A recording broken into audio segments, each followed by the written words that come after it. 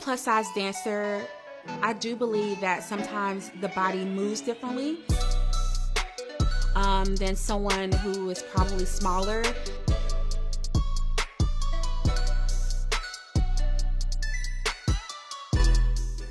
Your weight and your size does not have any kind of implications on your beauty.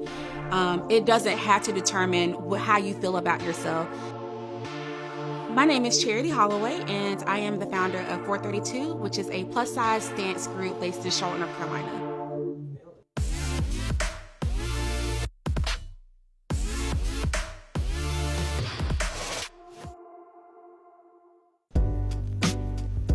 I first started dancing when I was actually very young. It's always been a huge passion of mine. As a child, I was always one of the heavier kids. I always had a lot of hips, a lot of stomach, and I knew very early that I was not going to be that typical skinny girl. When I was in high school, I decided to join my high school cheerleading. They didn't actually have a uniform that fit me. So the school gave me 2 uniforms, and I took those uniforms to a seamstress, and she sewed them together and made me an outfit, and that's how I was able to cheer.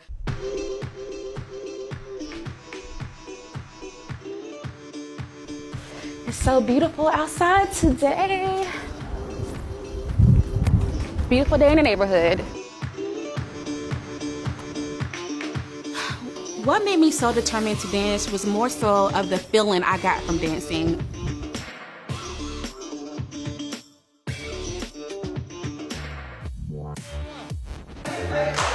"432" currently consists of 17 big, beautiful, courageous plus-size dancers. 18 including myself.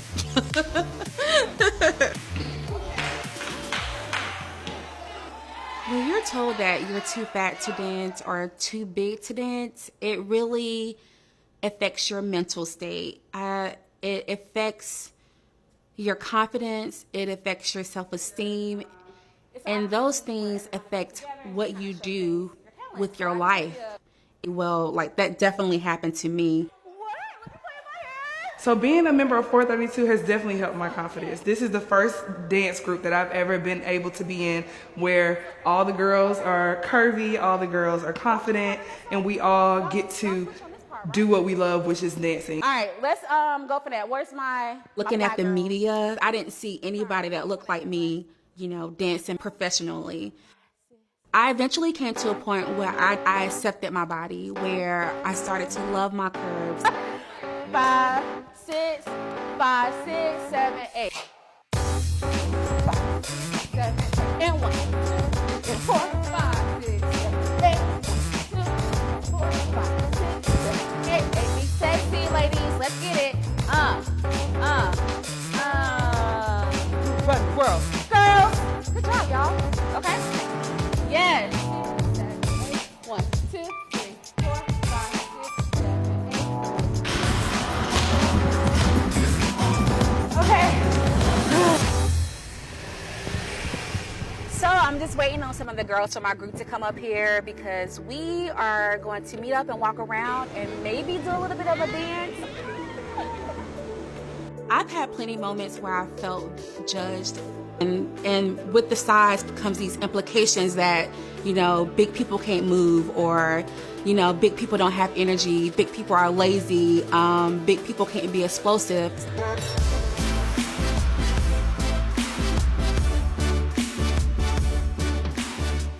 I do get those comments, and that really was one of the main reasons why I started 432, just to kind of dispel those rumors that we are somehow less than because we're plus size.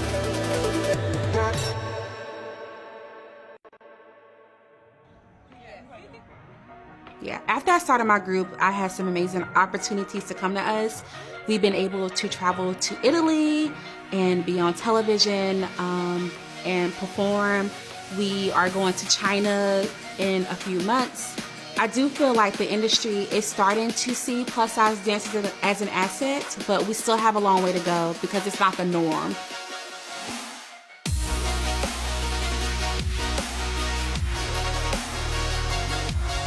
We are always trying to push boundaries. We're always trying to do the unexpected. We're always trying to do what people don't expect. It is definitely still a dream of mine to be a professional dancer. I would love to hopefully one day go on tour with an artist or maybe dance in a music video.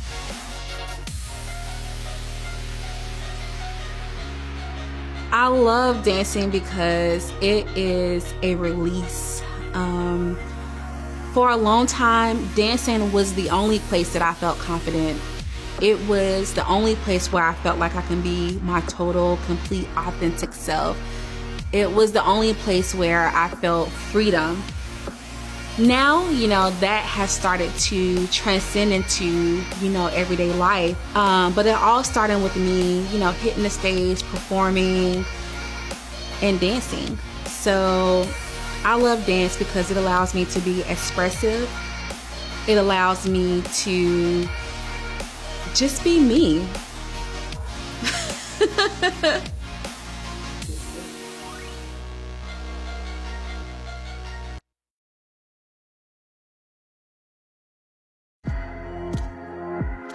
I decided I wanted to be a model about a year ago.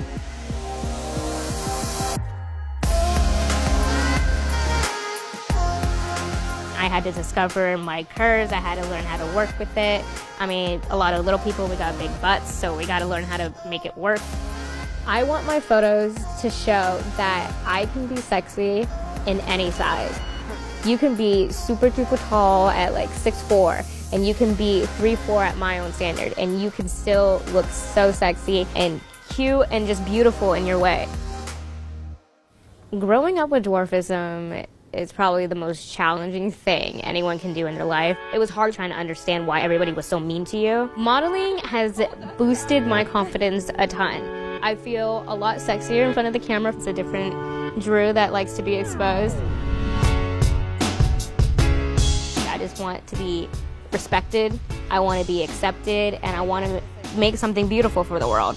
I want everybody in the fashion world just to be accepted. I want anybody to be able to walk that runway just like anybody else. If anyone's having trouble embracing their sexiness, just be yourself. Don't be ashamed, don't be afraid, and F all the haters if they don't like it. It's you, it's your only life.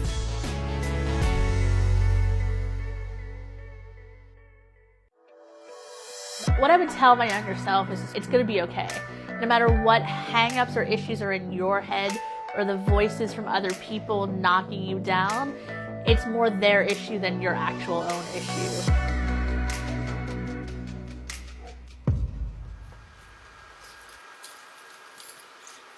I have lipedema in my thighs, hips, and my upper arms. The whole little like bingo wing thing is the drastic change here versus this is a sign of lipedema.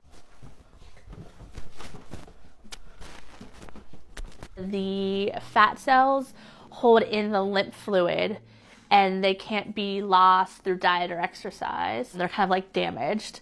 You're so pretty. You gotta make my bed. Oh, you're gonna wink at me. I don't want your bone.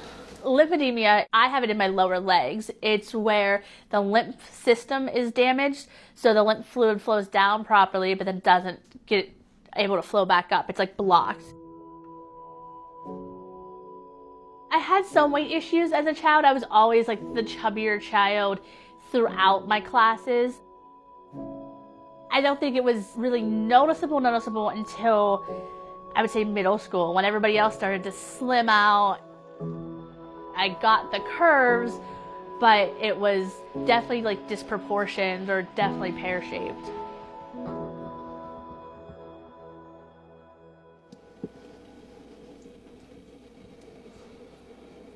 I realized I had lymphedema when I was senior year of high school. I had fallen and I thought I had actually broke my leg or my ankle because I heard such a loud crack. But where I hit my leg on the step, I damaged tissue. I started to get a like quarter-sized knot that would balloon up in the front of my leg. It would go down if I like massaged it away, and then life happens and you forget about it, and then the next thing I know I had like the size of a football on the front of my left leg. I was affected a lot with it. I was teased for it. I was, the whole fat nicknames. One, it was just all like the skinny chicks going out, and so I was left behind. Okay, so compression stockings to put them on. We normally start with them inside out because it's the easiest way to put them on. So I have to wear compression stockings to help push the lymph fluid back up so that it filters through my system properly. And then just to make sure everything's in, I just push it down a little. I wear them to maintain my legs from swelling more. It helps keep the flow of the fluid back up. To actually lose the weight and the damaged fat cells, the only real kind of way to go about that is through a special type of liposuction, which of course the US insurance doesn't cover because it's cosmetic in their eyes. I started my Instagram in February. I started it on a dare with the boyfriend. We've been dating for about 3 years now. He's a great guy. He's fully embraced my condition. From the negative comments I was getting about like, oh, you're fat, you're a whale, you're this, you're that, spurred into me mentioning the lymphedema and the lipidemia.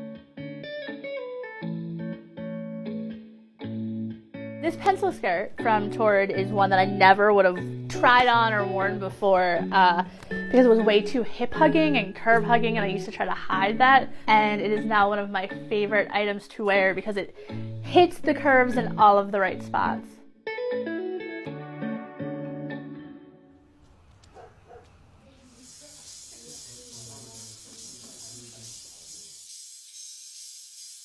Well, I started with the tattoos in my arms. I started the sleeve to kind of hide the upper arm lymphedema issues. I figured they're staring at me anyways. I give them something to look at. I'm on the books for a tattoo once a month. Ursula was always my favorite growing up, and originally it was supposed to be her and Corella. It's just kind of like a half sleeve. He was like, I think you should go bigger, and he was right.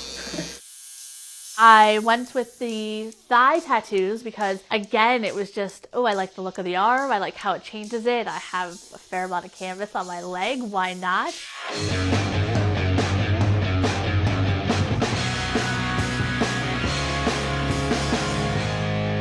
So I did it just to embrace it and show it off more.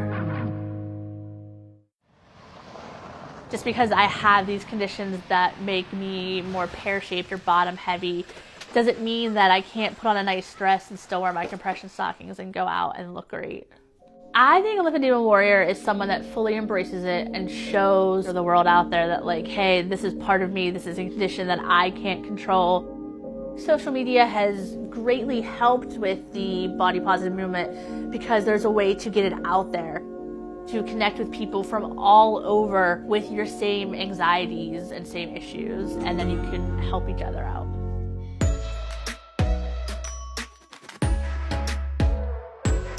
The Yin's Bopo group, they're the most amazing group of women I have met, hands down. Yin's Bopo! I instantly felt welcomed. You can get together with a group of like-minded women that remind you to be like, yeah, so what, you have to wear compression garments, rock who you are. You have to keep living your life the way you want to, because you can't let them get in the way. And that's what they want. They want you to live in fear. They want you to be hiding out and just terrified. They do. Like, screw the body standards, like, we are who we are. It's great to have that reminder, that counteraction to the inner voice in your head that's like, you're not good enough. Yeah. Let's yell it. These group of women instantly uplift you. It's just amazing how like a mood change they are.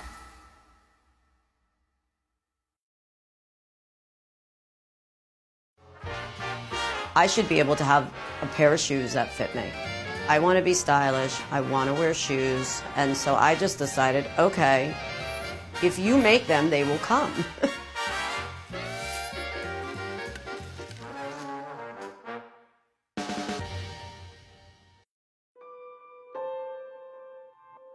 Being diagnosed with a rare disease at such a young age, you don't really know the difference because I've only ever lived this life.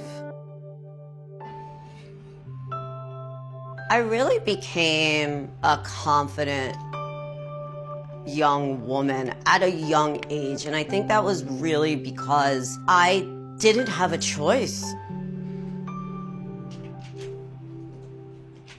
I have this spectacular tuxedo coat that I'm just going to throw on with some jeans.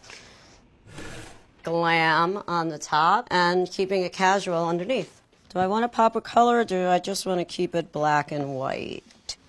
Yeah, I think this one will be good today. Be perfect. My name is Lauren Rotolo. I have a rare disease called McCune-Albright syndrome. I try not to leave the house without red lipstick. A red lip is just powerful, and it just brightens up your whole face, and I'm all about just brightening up your day.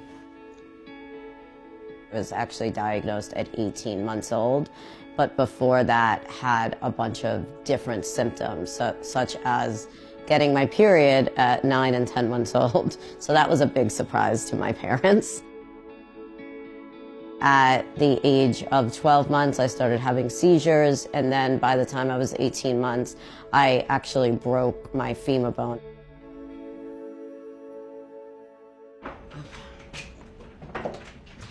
The doctors were saying to me, you may end up in a wheelchair. I made a decision with my physical therapist that I would always be vertical because to me, walking is freedom. The hardest part about living with a rare disease is that you constantly have to adapt to various different environments. So when I get up in the morning, I'm a big coffee drinker. I must have coffee. Since my life has been a little bit more difficult and takes a little bit longer to do everything, I figured, why not French press? And it's kind of fancy. It's like my whole life is kind of like a jungle gym because I'm climbing or jumping on to get to something because I can never reach anything. Italian, roast, the darkest, best beans. I always add a little cinnamon, a little spice in everything I do. Everybody tells me to be careful, constantly, all the time. I could be 2 years old or I could be 42 years old. Somebody in my life is going to tell me to be careful. Push down, get out the goodness.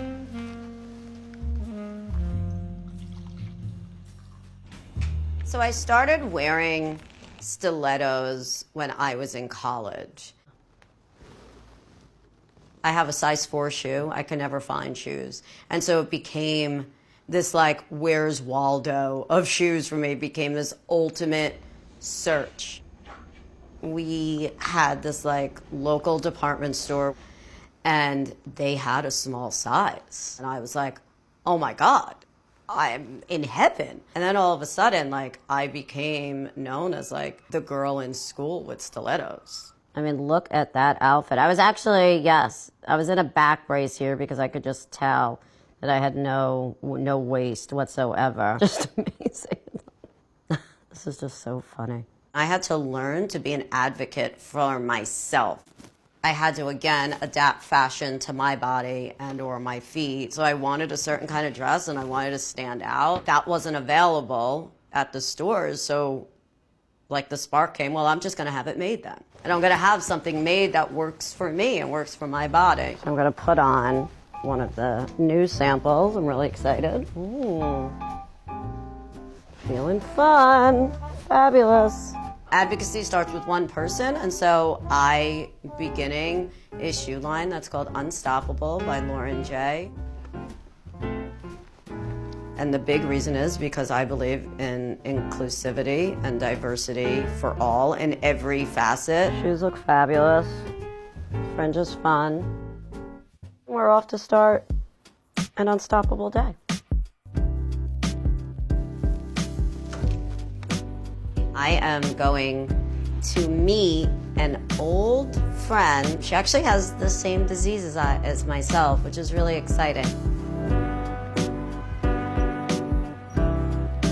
Living in Manhattan, you never know what people are going to say to you. People are constantly going to stare at you. I will easily get 1 or 2 crazy comments a day. A lot of people will say to me, "You're so pretty, what happened to you?" Hi! How are you? So nice to see you. How is everything? Good. How's everything with you? Thank you so much for coming today. You're engaged? That is amazing! Well, I broke my leg about a year ago. I had surgery. Oh, really? Which leg? This one. Okay. Very painful. Like, I've broken like a finger, but that was my own fault. How is life besides just the aches and pains? For the most part, I would say that I'm happy. Mm-hmm. But, there's some days where I'm kind of like down. If you were taller, you wouldn't be so super cute. So I think you have to look at it that way, right? I like the way you think. I wish I could be more like you. You wear like a size 3, right? Size 2. It's kind of embarrassing because I have to go into the kids department to find shoes for an adult, and I'm in my 40s, so it's... To have you as one of the first people to try on the shoes really means a lot to me. I love to wear wedge boots, sort of like what you have there. Oh, really? I have a Okay, so pair. we'll have you try those on first. Do you feel like Cinderella? I do. They feel comfortable too? Yeah. Actually, they fit me. They do? Yeah. That's so exciting. Yeah, I love that. There'll be a little piece of gold somewhere because I believe that gold just lights up your heart.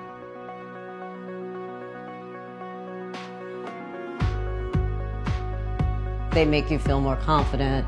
You feel taller. You stand taller. Putting on a pair of shoes, not only do I feel taller, but it just gives me this feeling that I could do whatever I want. Like I can conquer the world even. I am happy to make a change and actually honored to see people really smile when they put on these shoes and they feel great. You should be able to wear adult and stylish clothes. I'm excited to see others walk in these shoes and create their own story.